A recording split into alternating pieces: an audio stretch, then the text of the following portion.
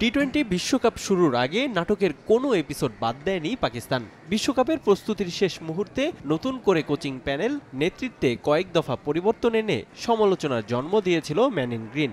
শুধু তাই নয়, অবসর ভেঙে স্কোয়াডে ফেরানো হয়েছিল দুই ক্রিকেটারকে। অভিযোগ ছিল দল গঠনে স্বজনপ্রীতিরও। এবারের বিশ্বকাপে প্রথম দুই ম্যাচেই হেরেছে পাকিস্তান। ভারতের বিপক্ষে ম্যাচ হারের পর দল নিয়ে সমালোচনার রূপ নেয় চরমে। এখন তাদের সুপার 8-এ যাওয়া নিয়েও রয়েছে শঙ্কা। বিশ্বকাপে পাকিস্তানের ব্যর্থতার দায়ে চাকরি হারাতে যাচ্ছেন সিনিয়র ম্যানেজার ও নির্বাচক প্যানেলের সদস্য ওয়াহাব রিয়াজ। সঙ্গে বাদ পড়তে যাচ্ছেন 6 ক্রিকেটার, যে তালিকায় আছেন মোহাম্মদ আমির, ইমাদ ওয়াসিম, ইফতেখার আহমেদ, আজম খান ও উসমান খান। এমন খবর পাকিস্তান গণমাধ্যমে। এ নিয়ে ইতোমধ্যে বোর্ড কর্মকর্তাদের সঙ্গে আলোচনাও শুরু করেছেন পিসিবি বস মহসিন নাকভি।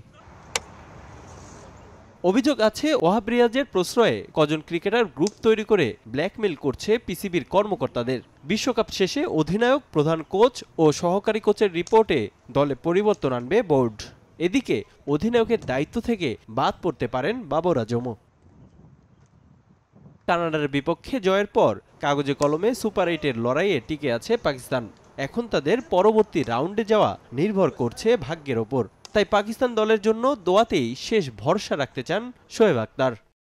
পাকিস্তান এখনও টুর্নামেন্ট থেকে ছিটকে যায়নি। এখন সেই পুরনো দোয়ায় কাজটা শুরু হয়ে গেল। 10 বছর ধরে পাকিস্তানের জন্য আমরা দোয়াই করে যাচ্ছি।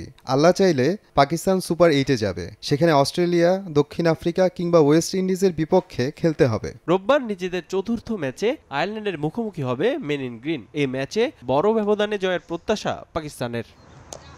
রিফাতুল ইসলাম মিরন, সময় সংবাদ।